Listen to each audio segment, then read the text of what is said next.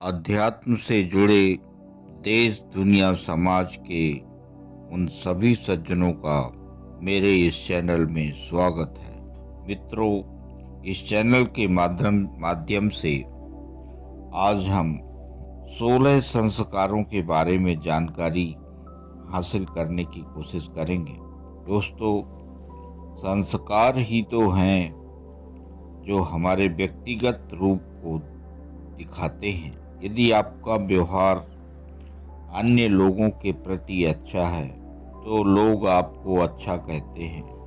दूसरों का आदर करना आपके संस्कारों के ही लक्षण को दर्शाता है। धार्मिक ग्रंथों में 16 संस्कारों का वर्णन किया गया है, जिसमें पहले नंबर पर गर्भाधान संस्कार होता है।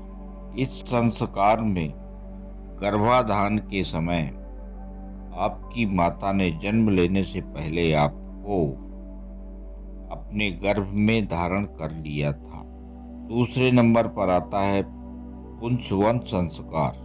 जो संस्कार गर्भ धारण करने के 3 महीने बाद होता है।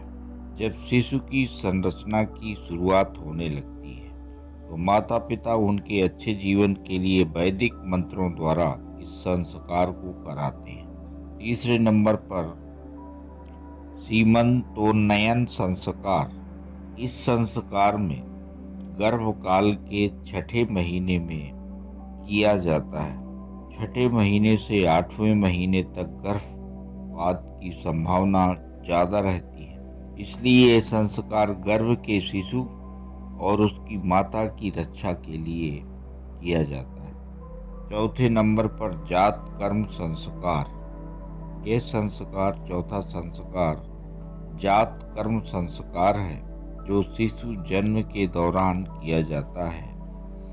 इस संस्कार में शिशु के पिता अपनी उंगली से घी या शहद को शिशु के मुंह में डालते हैं। पांचवा है नामकरण संस्कार। इस संस्कार में शिशु का उसकी कुंडली के आधार पर नाम रखा जाता है। छठवां है निष्क्रमण संस्कार। इसमें जब शिशु 4 से 6 महीने का हो जाता है तो इसमें उसे घर से बाहर ले जाकर सूर्य और चंद्रमा के प्रभाव में लाया जाता है। सातवां अन्नप्राशन संस्कार। इस संस्कार में जब शिशु 6वें महीने का हो जाता है तब उसे अन्न का भोग लगवाया जाता है।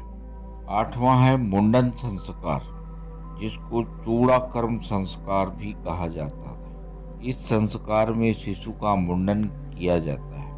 नंबर 9 है विद्यारंभ संस्कार, जिसमें शिशु का पहली बार विद्या से परिचय करवाया जाता है। शिशु को इस संस्कार में स्कूल में पढ़ने के लिए भेजा जाता है।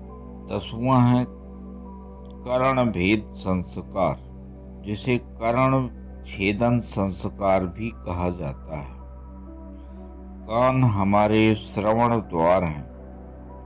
कर्ण भेदन से व्याधियां दूर होती हैं तथा किसी बात को समझने की शक्ति बढ़ती है, इसलिए इस संस्कार को करते हैं। 11वां है यज्ञोपवीत संस्कार यानी उपनयन संस्कार।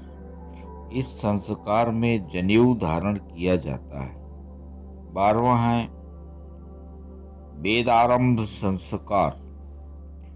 बालक गुरुकुल आदि में जाकर वेदों उपनिषदों की पढ़ाई करते हैं। वक्त बदलने के साथ गुरुकुल की जगह स्कूलों में जाकर पढ़ाई किया जाता है। 13वां है केशांत संस्कार। इस संस्कार में बालक अपने केशों को त्याग दिया करते थे। पुराने समय में गुरुकुल में पढ़ने वाले बालक अपनी शिक्षा पूरी होने के बाद अपने केशों को त्याग देते थे। 14वां है समावर्तन संस्कार। इस संस्कार में बालक गुरुकुल से शिक्षा प्राप्त कर वहां से विदाई लेकर सामाजिक जीवन में जाता था। अपनी शिक्षा पूरी होने के बाद वो अपने सामाजिक जीवन को जीता था। 15वें नंबर पर आता है विवाह संस्कार। विवाह संस्कार में व्यक्ति सामाजिक जीवन से वैवाहिक जीवन में कदम रखता था। इस संस्कार में व्यक्ति विवाह करके अपने वैवाहिक जीवन को जीता है। 16वें नंबर पर जिसको अंतिम संस्कार के नाम से जानते हैं, इसे अंत्येष्टि संस्कार भी कहा जाता है या श्राद्ध संस्कार के नाम से भी जाना जाता है, जिसमें व्यक्ति का अंतिम संस्कार किया जाता है। मित्रों, चैनल को लाइक, सब्सक्राइब